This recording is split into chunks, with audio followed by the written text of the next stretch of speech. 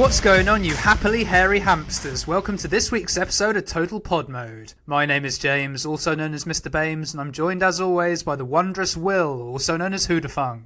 Good to be back, man, and hello, listeners. And what have we got in this week's episode, I hear you all asking? Well, we've got our catch-up, we've got some news, a bit more Diablo 4 nonsense, a potential Ubisoft sequel that is no longer going to be a thing, and some new additions to the Nintendo Switch Online subscription for those lucky subscribers, before rounding out the episode with part 2 of our tale into Bioshock Infinite. But before we get into all that, let's hit them socials. You can, as always, find the podcast on Spotify, Apple Podcasts, and pretty much anywhere else you get your podcasts by searching for Total Pod Mode. We also post regular video content of our playthroughs, stream highlights, as well as the podcast on our YouTube channel, Total Pod Mode. You can also find us on Twitter, or X, I'm not really sure what to call it now, by searching for @TotalPodMode, all one word. Or you can find me at whodahfunk on Twitter /X, and I'm also on Twitch under twitch.tv/whodahfunk. That's Twitch for now, who knows what's actually going on there. And you can find me on Twitter /X at Mr. Bames, and I'm also on Twitch under twitch.tv/MrBames_TPM. So Will, hit me up, man, what you been playing this week? So this week, man, I went a little off script and played a game that I hadn't played in quite a long time. It's a game that we're both actually quite familiar with. We both have it in our catalogue of games to play. This week, I actually went ahead and completed Monster Hunter Rise. Ooh, very nice. Yeah, kind of out of left field. You know, by completed, I do have to kind of caveat that by saying that there is a hell of a lot of content, as always, in Monster Hunter Rise, following the completion of the main campaign. But I saw the credits roll, so you know what I mean? I completed it in a sense. I'm just trying desperately to remember what that last fight is, because I've also completed up to where I imagine you have. The final fight is Magna Malos. That's the sort of monster that brings a lot of the peril into the game in terms of the evil force that's attacking the village and turning the animals insane. So you have to fight him, finally. And he's quite a fun enemy to fight. He's got quite a large range of attacks. I went in completing the game with the Charge Blade, and followers of the early podcast who have a pretty good memory probably remember that was my weapon of choice for the most part running through these games. And I'm pleased to say that it didn't disappoint in this. No, I imagine it's probably better with the new combinations that the weapons have in Rise. It is, honestly. Some of the additional things that you can do, including the fact that once you've got the weapon charged and you turn it into its kind of hammer axe form, at that point, the axe head actually starts to spin a little bit like a rotating blade. Nice. So, that adds additional hits per attack, which can add additional effects that you've got your blade charged with. Really, really useful. Although I did find myself missing the animal mounting mechanics as well as the grappling hook mechanics that you could use in combination with that in Monster Hunter World. I had most recently played World before this, and it was a good few months ago that I actually got stuck into any World at all. It was on the PC. Was that for the challenge? No, I had played it subsequently, but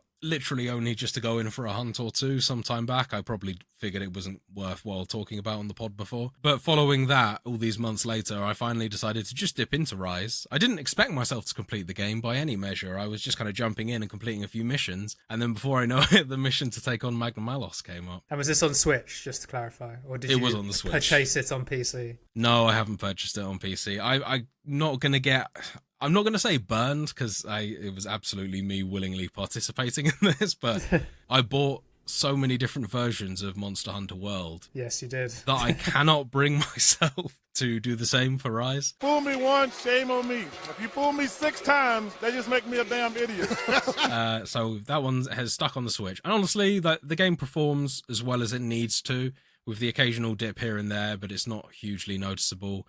It runs fine, and it looks fine, and I'm sure you'll agree that you don't play Monster Hunter for the graphics typically. It's more of a nice bonus that World looks so good. Yeah, that's probably fair. I think that the gameplay is the core mechanic there, and in terms of trying to force upgrade your character going through, I think that it wouldn't hold up if the gameplay weren't as solid as it actually is. So overall, I think that the game still really holds up on the Switch. It's definitely one that I'll probably pick up Sunbreak, if I ever do pick up Sunbreak, at least I'll be buying it on the Switch. I can't see myself paying full price and going back in and getting both of them on the PC again. I'll probably save myself that tenner and just buy it on the Switch. Fair play. Can't say I blame you. I think it probably doesn't look that much better on the PC, to be perfectly honest with you, having played both. In the way that the games function and the fact that the hunts can take you as little as 15 to 20 minutes, I find that it functions really well as a handheld port as well as one that you can plug into the dock. So I think I'd like to retain that really and just kind of keep Monster Hunter Rise as my portable Monster Hunter. That makes perfect sense. I mean, the only thing that puts me off Rise, and it's probably been fixed now, but it was the online stuff when we played and it just crashed at the end of every mission.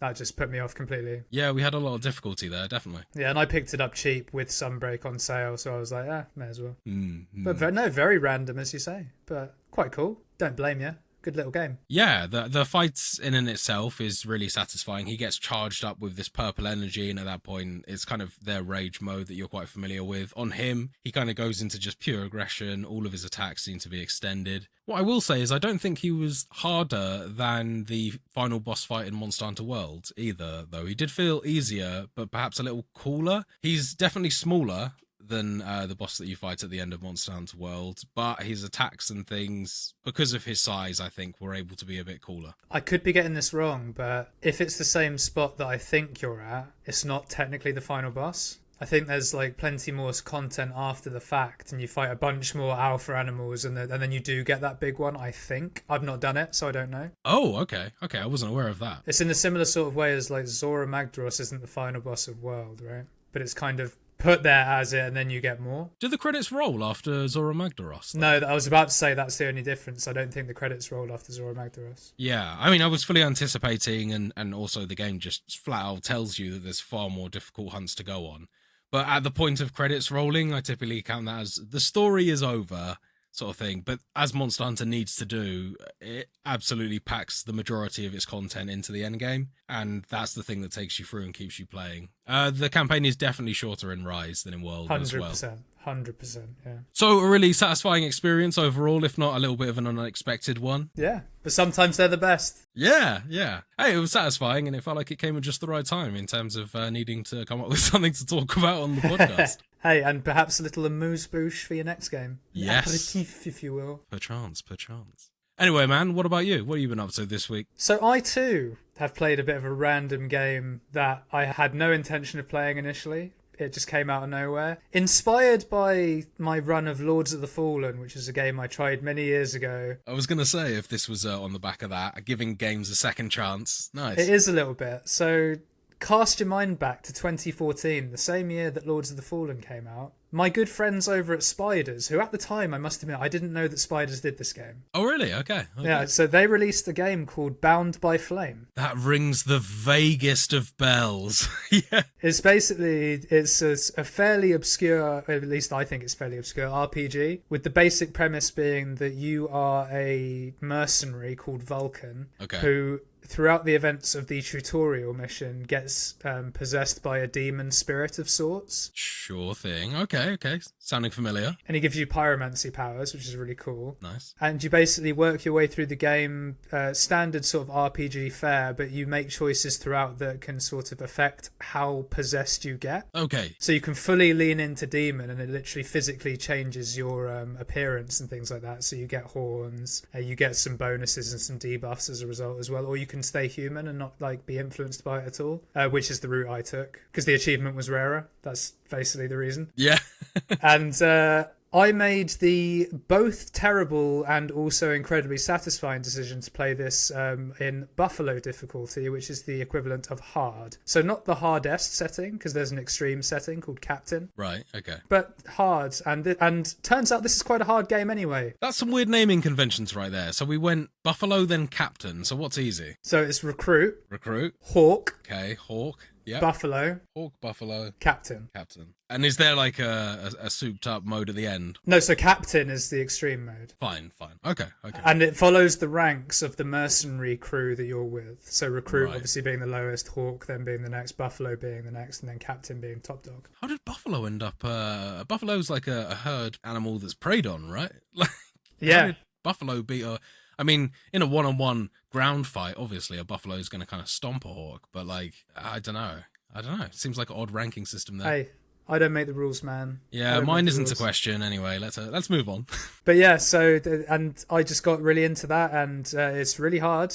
But more so because in the harder difficulties, the enemies just have so many hit points. Right. So many. And they do so much damage that you have to focus for your entire playthrough. And that's why I say it's sort of both awful and also is really satisfying. Because when I finished it, because I did complete it, it was just a great feeling of, hell yeah, I actually feel like I've really achieved something there. Yeah. And this was a game I tried back on Xbox, so a while ago now, and I just could never get into it really for whatever reason. I don't know why. And as I say, inspired by Lords of the Fallen, I got back into it and yeah, finished it in 3 days. Let's talk a little bit about the gameplay, man. What kind of style is it there? Is it hack and slashy, or is it you mentioned it was an RPG, but how does the moment to moment gameplay sound? It is somewhere in between a Souls game and a normal hack and slash RPG. So you don't have stamina, so you can swing and dodge ad nauseum, but the dodge isn't particularly effective, and you can only use it in one of your 2 fighting stances, which are warrior and ranger, aka heavy weapons or daggers. And I spec'd for warrior, which according to the internet is completely unusable and is basically the wrong choice. But hate to say it, internet, you're incorrect on that. Just learn how to fucking parry. And in terms of gameplay, it's sort of a mixture of fetch quests, sort of your general RPG fare, go collect things to make a cure for something or other. You can try out the cure and it might give you some stats or something like that. Okay. And the basic premise of the story is that the undead are trying to take over the world, led by sort of ice lords, and the humans are basically fucked, but then you get possessed and you're now a tool that can defeat the great evil. Sounds a little kind of cliche, but incredibly, as are most video games, honestly. But they all are, right? Yeah, without a massive budget and like proper writers and things like that. Yeah, and the voice acting is okay. It's not the best for the reasons you've just outlined there, but it's a fun little game. Just one last question then before we move on. Are you getting the sense that the outcome of the game will be dictated by how beast-like you become and how far you lean into that kind of corruption meter that you were talking about earlier? No getting the sense, I know. Oh, okay, right. So there's a neutral ending, a good ending, and a bad ending. Okay, cool. And because I'm an achievement whore, I did the neutral and the good ending.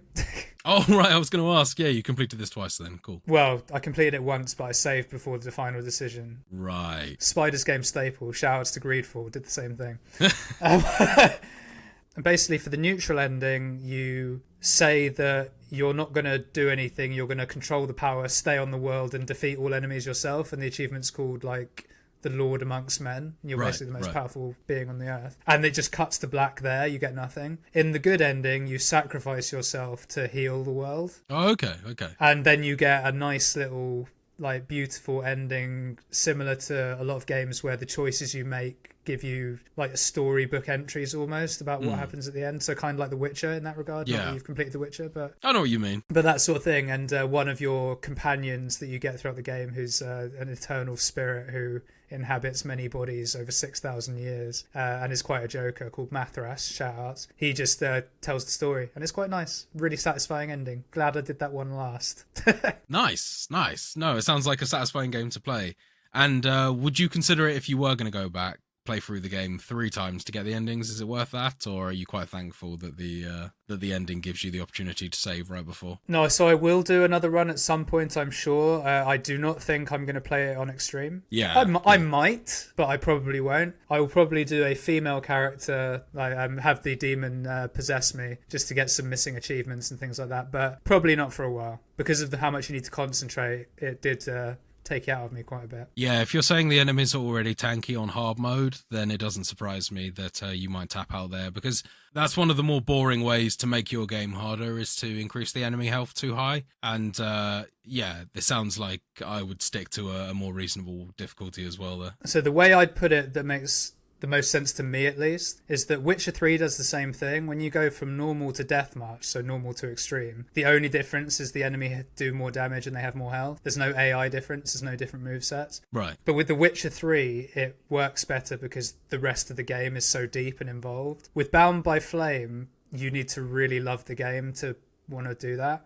and I had a great time. But had I known how Buffalo was going to be before I played it, I probably wouldn't have done Buffalo, if that makes sense. And I was then going to follow that on by starting another Spiders game, because I was quite in the Spiders mood after that. So I had Mars Warlogs installed and ready. So, maybe look out for that in a few weeks or whatever. But I did a thing, Will. What did you do? I did a thing. There's more? So there is more. I did a thing. So a game came out this week at the time of recording on the 25th of July that I was going to wait for. I wasn't going to buy on day one, but I did in the end. I picked up Remnant 2. Oh, no way. Okay, cool, man. I've been seeing a lot of good stuff about this, and I was particularly interested to see it after some of the release or early test release footage. So how are you finding it, man? It's looked awesome. So I haven't played much of it, and of the 6 or so hours that I've played, 4 of those were me starting again a bunch. Right, okay. But so far so good. I'll start off with the 2 negatives. One sort of jokey negative and one actually quite serious negative for me. The jokey negative is they haven't put a block in. So the combat functions exactly the same way. Right, okay, yeah. Can't say I'm too surprised. We didn't see neither. anything to suggest that it was going to function differently. It was more of a hope. Exactly. But that's fine. That's not the end of the world. It's a Remnant game. That's fine. But the biggest disappointment for me so far, and admittedly I haven't done a lot, is that the character creator still sucks. Oh, that's a shame. You still only have 8 heads to pick from, 2 from each race. And it's just very limited, and it was a real disappointment when I opened, and that's why I had to start again so many times, because I didn't like how my character looked. Right. Even though there's few options, but finally got there, got into it, stuck it on veteran. Oh, very good. You were going in confident. Well, hey, I mean, if the combat feels essentially the same, then go in strong, And that's what I did on Remnant 1 as well. You start on veteran so you learn how to play. And as I've already played it, I figured I would. But can't really report too much at this stage. There's a few familiar characters for people that have played Remnant 1, basically exactly the same vendors. Oh, very good. And you do actually start the game with Andrew Ford in your village, if you remember Founder Ford, the old man we rescued right at the end of the first game. Yeah. So I won't say any more than that, because new game, story spoilers, all that good stuff, but he is there and present at the start of the game. So familiar faces, the route are still kicking about, but there's other shit going on. We clocked there was kind of like Matrix looking cyborgs, and I've since seen some boss footage that absolutely looks very robot mechanical. The one thing I will say that's different from Remnant 1 is that in Remnant 1, although everything was still procedurally generated like it is in this one, when you started off in the first world, you were in the first world. You start in that sort of almost like derelict town before moving on to sort of the sandy or more deserty like area, before progressing to the swamp, before progressing to wherever, right? In this, I've done 2 runs where I've sort of got to the point where you enter the first world you're in. The first world you start in is random in this one. So presumably there's a choice of 4 worlds or whatever, but you can get flung into it. The way the story works, you can get flung into any of them to begin with. Oh, that's interesting. Okay. It's really interesting, yeah. So yeah, that's really all I can say about it at this stage. I intend to play a lot more of it over the coming few weeks. And based on the fact that you haven't actually mentioned anything in terms of issues with performance or frame rate or glitches or anything like that, it's solid as a rock, is it? So far so good. Looks beautiful. There's actually cutscenes that are voice acted now, which I don't recall there being too many of, if any at all, in the first one. Or at least they weren't memorable if they did happen. Exactly. So very cool stuff so far. The world's beautiful. Funnily enough, it does share some assets from the first world, which you'd expect, in terms of like where Ward 13 is situated. Right. Because it's still Ward 13, but you've probably seen from the footage that it's moved outside rather than being inside. Oh, no, I hadn't seen that. Scattered clips is the only thing I've seen. The graphics look nice. Yeah, it looks wonderful. And what I can say so far with my limited playtime is if you enjoyed Remnant 1, you will love Remnant 2. Are the classes the same, or have they introduced any new or different classes? No. Oh, you're not going to get into that? Oh, no. Oh, no. I can get into it, but it's very different. So you don't really start off as a class. You are who you are. You get to Ward 13, and then some story stuff happens that I won't get into, but you then meet a fella called Wallace, or Wally. Right. And he gives you a choice between 4 archetypes, 5 if you pre-ordered, which I didn't. And you can start off, one's a medic, which you will really appreciate as a medic fan. As a medic fan, yeah. And I nearly picked that There's a tanky one, which I think is called the Commander, but I can't remember exactly what it's called. And there's one called the Handler, which has a doggo companion, which is the one that I picked. I was very interested by the Handler. Any class with a doggo companion is the one. We actually had a dog companion in the first game, did we not? Not permanent though. You had to summon it in. Yeah, it was a summoning dog. This is permanent dog. Yeah, very good. And then the fourth one, I think, is the Gunslinger. No, the Gunslinger is the one you can get the early access to. I can't remember what the fourth one is off the top of my head, so apologies for that. But each of these archetypes has their own special power that comes with it. So with the doggo one, if I die, my dog can revive me once every 3 minutes or 2 minutes or something. Oh, okay. Super useful for a single player playthrough. Using one of my dragon relic things, the healing. Your Estus things. So yeah. And the Commander, for example, he can, when he gets killed, he comes back to life once. The Medic's one is something like if you heal a certain amount of health, then your relics recharge. So by healing others, your healing comes back. That's useful. And things like that. And my understanding is you can change archetypes throughout the game if you purchase certain items or find certain items and then craft those into the archetype base. So it's quite different, but it still has the same sort of traits that you then find the books of knowledge for to get trait points, and you can increase those as well. So there's a lot more mechanics to play with. You can now wear 4 rings instead of just 2, things like that. There's amulets now. Big changes. No man, more buffs. It's always a good thing. It's always a good thing. Yeah. But yeah, so far so good. Look forward to having more to talk about on that, and hopefully I can get someone else hyped to buy it and play it with me. Honestly, I've got to fully admit that in the time that we've had this conversation, I did just have a quick snoop at the Steam page there and had a little look. Very reasonably priced as well. I think it's only like 40 quid. Yeah, absolutely, which is really nice to see as well that, you know, this is a game made by a smaller studio and they're keeping the price point low, and I think that will go a long way in terms of attracting new players. They've definitely gone on a bit more of a marketing hype with this one. I've noticed a lot of videos popping up all over the internet, so I hope that this really pays off for them. I do too, and the early signs are that they will. I think it's going down very well with the fan base, so look forward to talking about it more in the coming weeks. But with that, we come to the end of the catch-up for this week, so why don't we now discuss some news?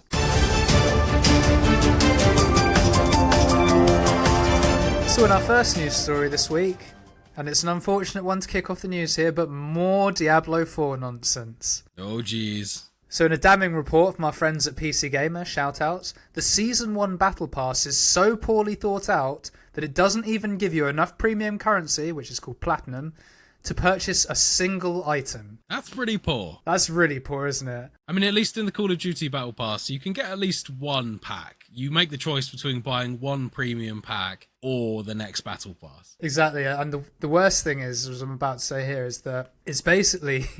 You do all that grinding, right? And all you get is a gimmicky 666 platinum. Because, you know, the of devil, course, right? The number of the beast, of course.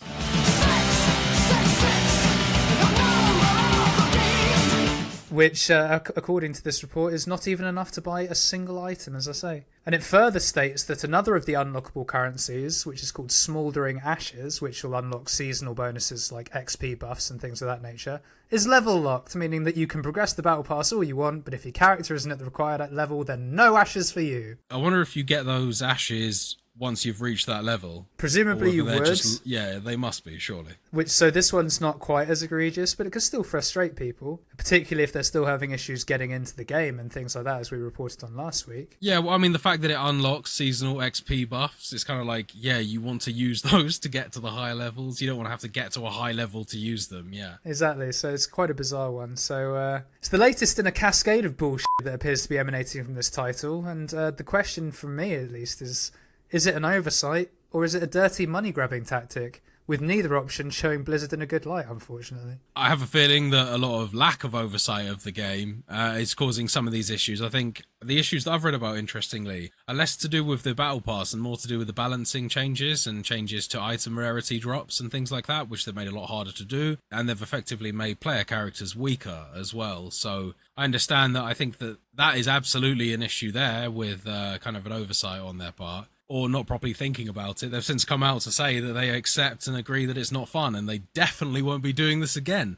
I just hope that they take the same line in terms of the criticisms that this article presents in terms of the lack of platinum. I think that you really, really should be able to buy at least one premium item with the entirety of the battle pass. The fact that it only gives you 666, it's almost meaningless at that point. Just include aesthetics at that point if you can't get any money bonuses to get them. And that's why I ask, is it just a dirty money grabbing tactic? Because the cynic in me says, well, they're only giving you that much, so you have to buy it. That is absolutely where I agree with you in terms of this being a money grabbing tactic, because I'm sure that the premium currency items are probably like 1,000 or 1,200, 666 being a very convenient number in terms of the amount of coins that you would need to purchase to just make sure you get one of the items that you want. Yeah, I do feel like this is slightly underhanded as well. Yeah. Now, I should caveat this by saying I personally haven't seen it, played it, so I can't speak to it. I don't think you need to have done any of those things to make a call on this poor performance. No, exactly. And it just, given that it follows us reporting last week that the new season wasn't going down too well in terms of performance issues, crashes on the character creator and things of that nature, not particularly great from come slam our servers and the game being, a month and a bit old. It's not a good look. Do better, Diablo. Do better.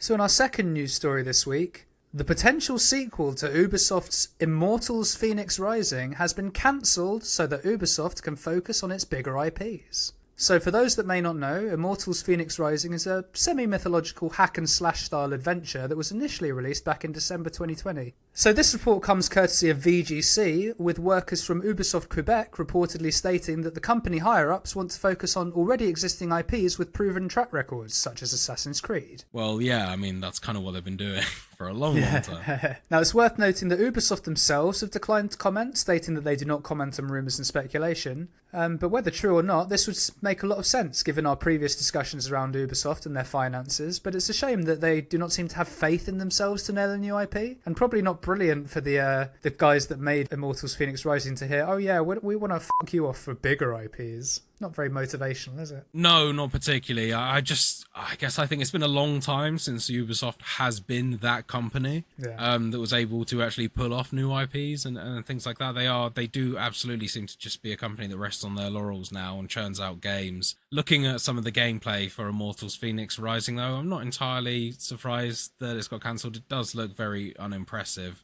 To be coming out in this day and age as well, I can appreciate why they might have scooted this one off in light of more manpower for other titles. It's an interesting one because, as you sort of intimated there, I don't think Immortals Phoenix Rising did as well as Ubisoft would have liked. But that being said, I mean, I know a couple of people that have played it and they've only had good things to say, and the sales were at least decent. So you would have thought that Ubisoft might have said, oh, give a second one a go. It is what it is. But the final thing that's worth noting that's also really quite interesting and possibly makes this story a non-story is that a sequel was never actually confirmed as being in the works. There was no showcase reveal or anything like that. It was widely anticipated there would be one. And the fact that this story is allegedly coming out of Ubisoft Quebec suggests that there was one in the works. It just hadn't been announced yet. Right. But now, no more. They want to focus on Assassin's Creed Mirage and things like that. Yeah, of course they do. And Watch Dogs. And please give us a Splinter Cell, Ubisoft. Please. I just want a Splinter Cell. Yeah, for all that talk of established IPs. Yeah, I know. That one's just begging. It would be the right time to do it as well with the amount of franchises that are going back to that sort of era of gaming. I think there's absolutely room for a real good back to basic Splinter Cell, if you get my meaning, sort of thing. A bit like the original one with all the sort of tone of that game, but with obviously modernized controls and graphics and things like that. All I would say is, do you trust today's Ubisoft to do that well? No, I don't. No, I definitely don't. But again, it's yet to be proven how they would handle something like that, because to my knowledge, the only similar sorts of things they've done in the past have been HD remasters, and outside of later titles in the Splinter Cell series, which you could argue, although that they are trying to capture the essence of the original games, I'm sure that at a certain point agreement was made to take it in different, more action-based directions. I would like to see them try, I guess is what I'm trying to say. I'd like to see them try. And I agree with that, but by the sounds of it, not for now at least. Hey, who knows? Maybe Immortals Phoenix Rising 2 bit the dust specifically for the upcoming Splinter Cell title. We can hope. We can only dream. And with our final news story this week, something a little bit more positive after what you could call two negative news stories there. Nintendo have added 2 classic Zelda games to the Switch Online library. So in a lovely end of July gift to those online subscribers, Oracle of Ages and Oracle of Seasons have been added to the online library. So these are 2 Game Boy Color classics that were originally developed by a subsidiary of Capcom called Flagship and were originally released in 2001. Okay. I personally didn't play either of them, but people I know that have played them have, again, only had good things to say. And I know that many fans have been clamouring for these games to be remade out of Link's Awakening that happened back in 2019. So I'm sure it will be a welcome addition to the library. Yeah, absolutely. More Zelda games on the library, always good news. I myself never had a Game Boy Color, so I never played either of these either. But I'm sure it's good news for fans of the franchise. Yeah, and allegedly, I hope I'm getting this right around. Oracle of Ages is meant to be one of the tougher Zelda games, which is why I think it's got a sort of cult classic status. With Oracle of Seasons, I believe, being quite a bit easier. Great news for fans of those games, I'm sure, and it's nice to see Nintendo sort of keeping that library stocked up on games, because I know we've said it to each other before. I'm pretty sure we've probably said it on the pod before, but the Nintendo Switch Online subscription at what, £20-something a year? It's $18.99, I believe, or at least it was the last time I paid for it. Yeah, it's a bargain. It is, and considering all the NES and SNES games you get on there, Game Boy Color library sounds like it's getting bigger. So just give us the original Pokemon games, Nintendo. Like, that's next in line. I want to see Gen 1, Gen 2, and Gen 3 at least. Come on. Yeah, I think that they're kind of holding off for that for whatever reason. They, if they haven't released it now, why would they have any intent on releasing it in the near future either? Now you could say the same about 2 Zelda games from 2001 for Game Boy Color, mate. You're not wrong. Stranger things have happened. And on that lovely note, we come to the end of the news for this week, so why don't we sidle on over to Completionist Corner? Here we go for the Completionists Corner.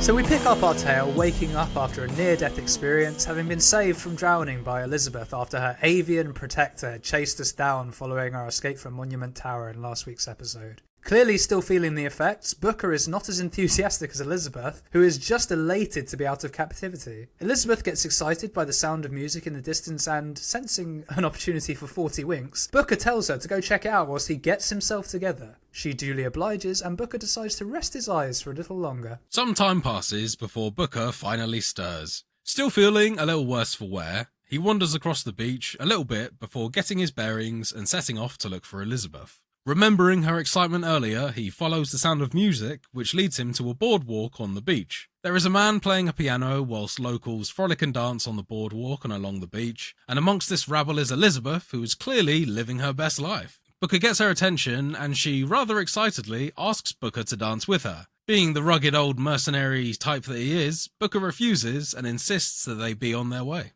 Elizabeth reluctantly agrees and off they go, with the ultimate goal of heading to the aerodrome to commandeer Comstock's First Lady airship. As the pair make their way towards the gondola that will take them to the aerodrome, they are once again stopped by Lutess and Lotess, our guides from last week's episode, with them this time asking Elizabeth to choose between 2 badges. Elizabeth cannot decide as she likes them both, so shoves them in Booker's face to get his opinion. The choice is between a bird or a cage. Very fitting for Elizabeth. So Will, just very quickly, which one did you choose, just out of interest? I went for the bird. As did I. Fitting, isn't it, right? She's clearly the bird in the birdcage. Symbolic. Yeah, and, birds are just great, so fair play. But But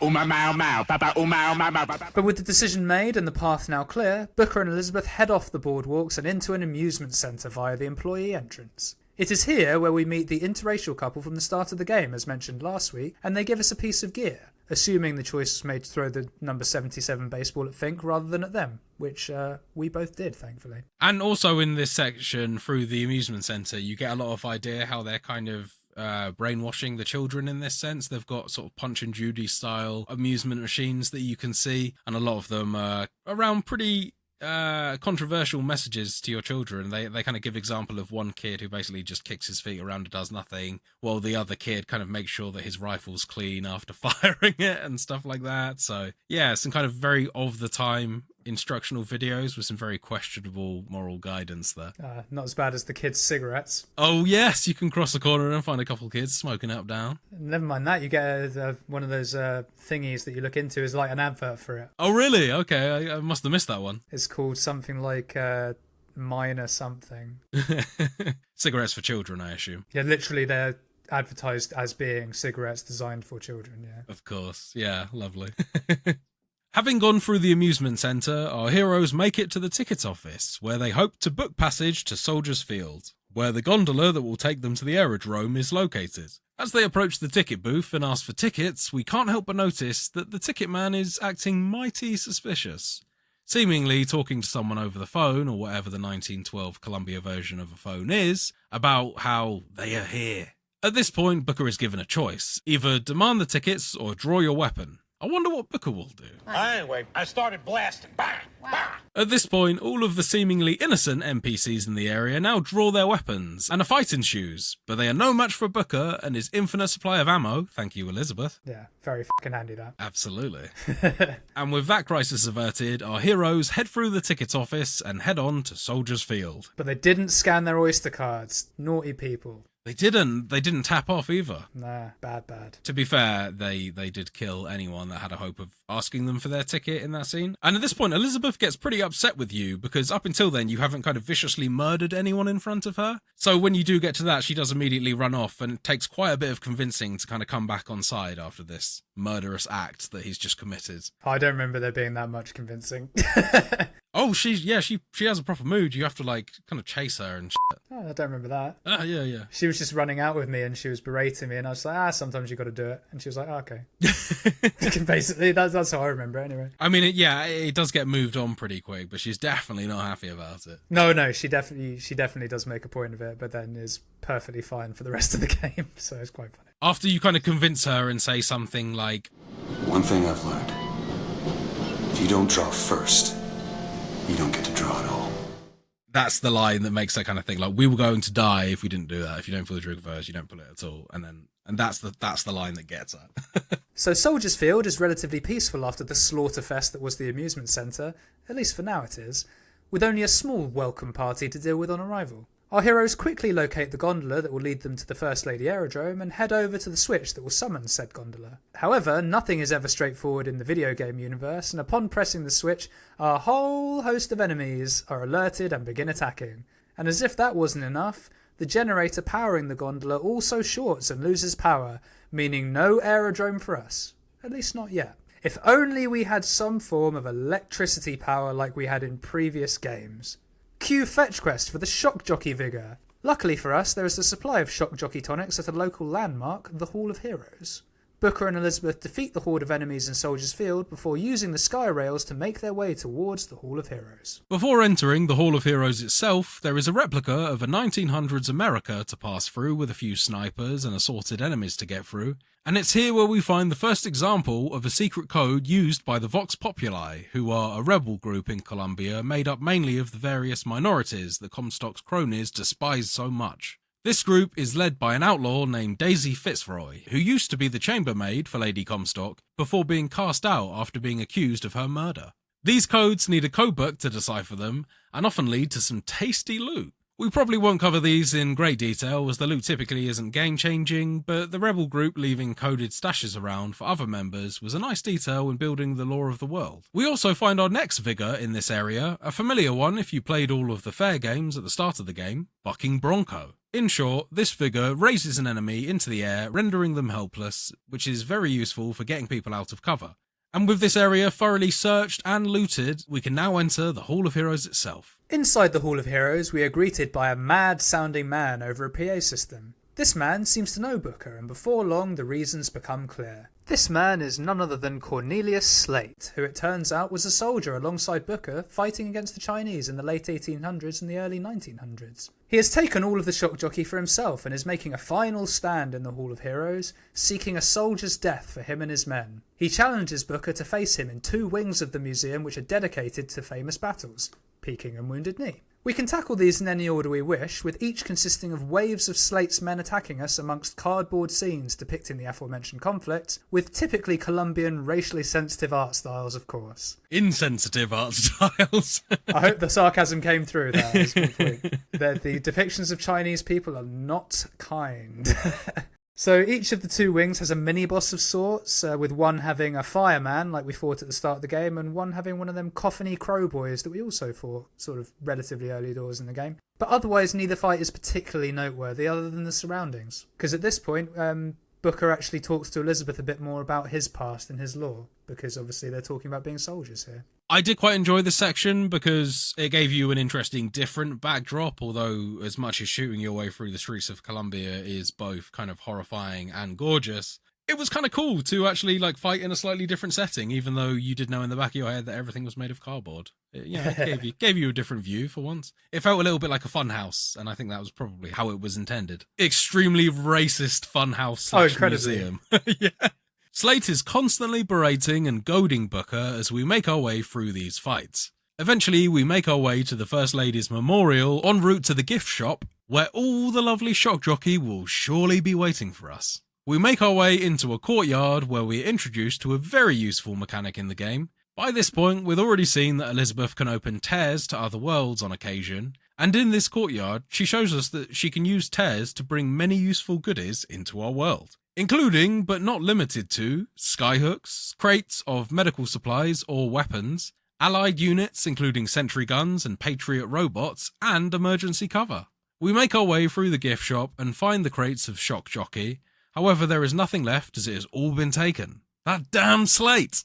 He goads us some more as we make our way back out into the courtyard for arguably the biggest fight of the game so far. And this is quite an interesting one, because this courtyard is quite a wide area, a couple of big staircases on it, some sort of freestanding bits of concrete almost as cover, but there's also a top balcony section which Slate's running on, and there's also a few sniper enemies up there. And what makes this fight particularly interesting is that A, there's loads of soldiers, B, we're technically introduced to these enemies a bit earlier in the game, but we get a couple of these Patriot robots coming to attack us here, and they're basically giant robotic George Washingtons with crank guns, which is quite a useful little gun, actually. Incredibly slow to wind up, but packs a punch. 100%. It's really nice that they actually thought to drop those crank guns so you can actually use them, as opposed to just being a weapon that is strictly for that type of enemy. Exactly. Very nice touch. And relatively tough enemy. You can take it out from the front, but it takes quite a while. The best tactic is to shoot it in the back where its gears are exposed. Yeah, 100%. Either shooting it in the back, or what I found was really useful was actually just possessing those ones and letting most of the other guys just do damage to them.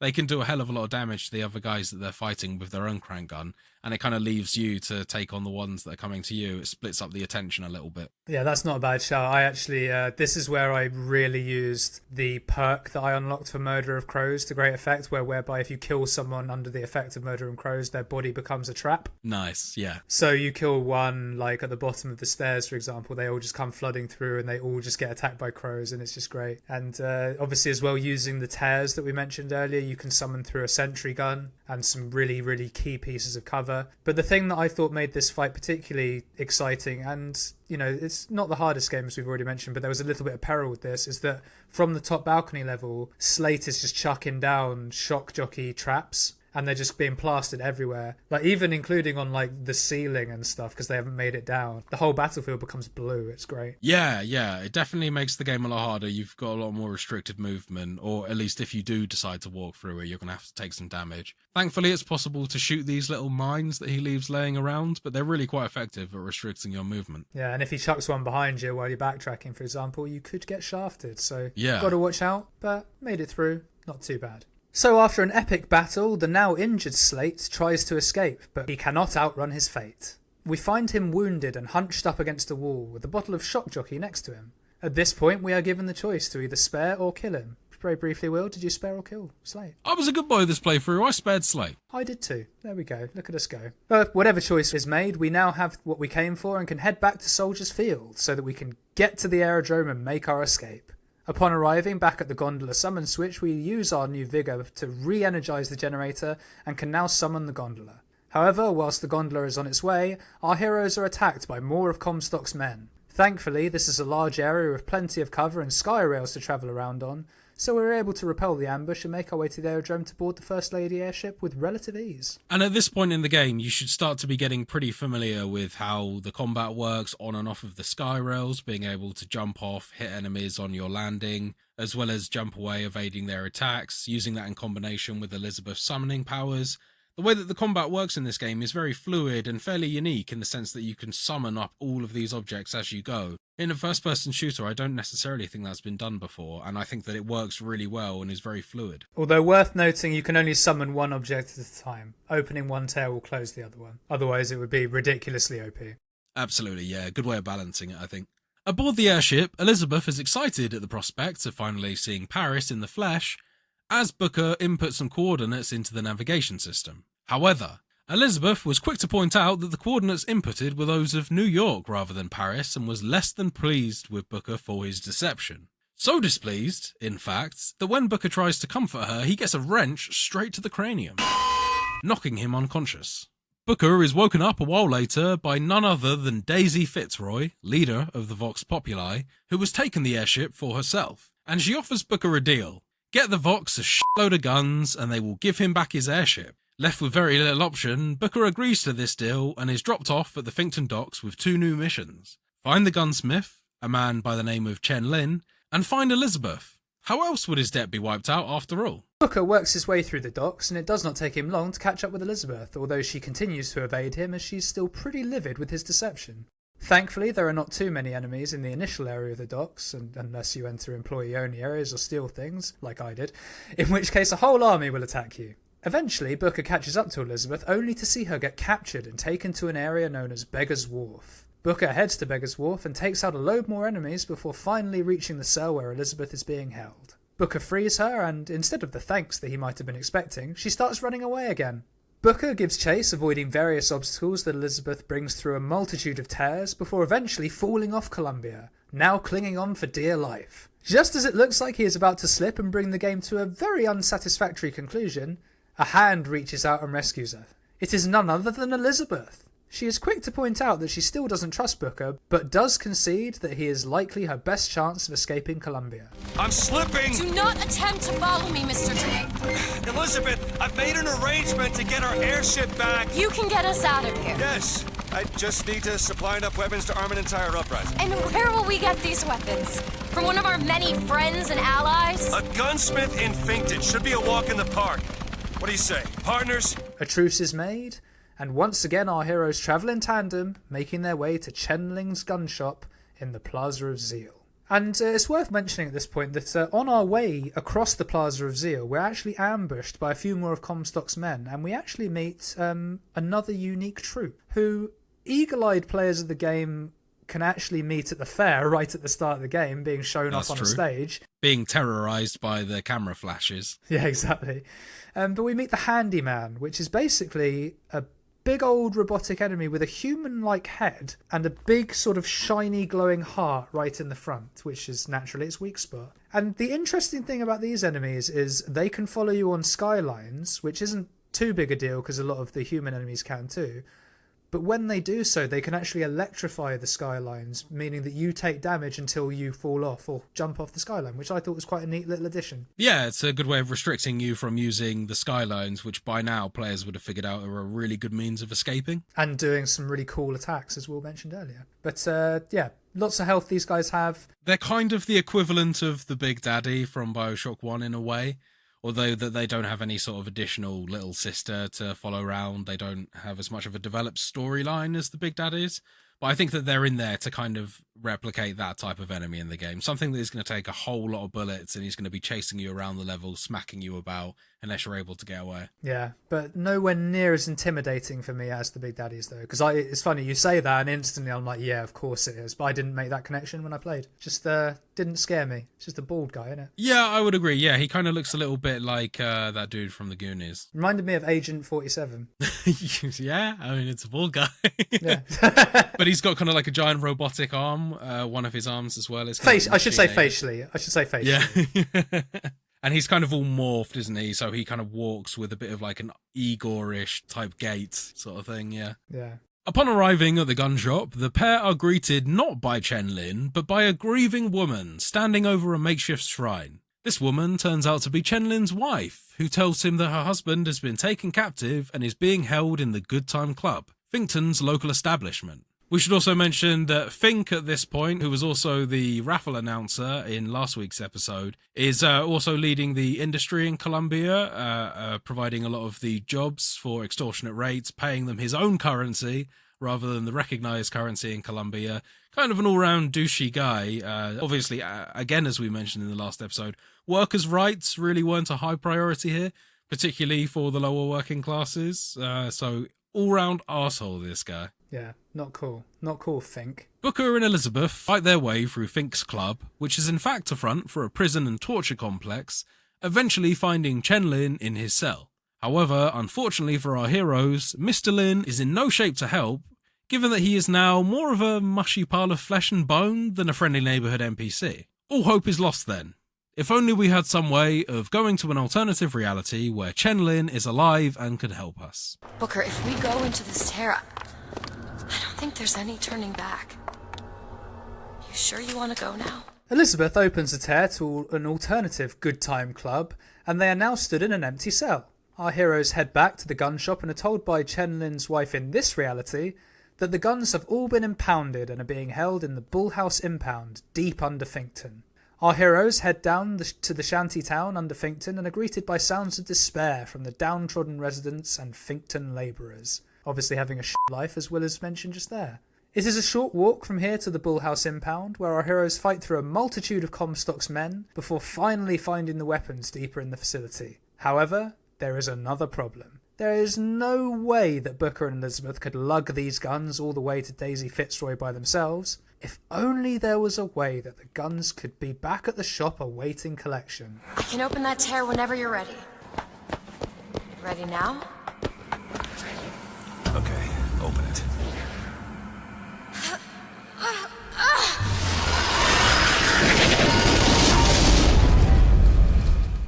In our third new reality of the playthrough so far, the guns are no longer in the impounds, meaning they must be back at the gun shop.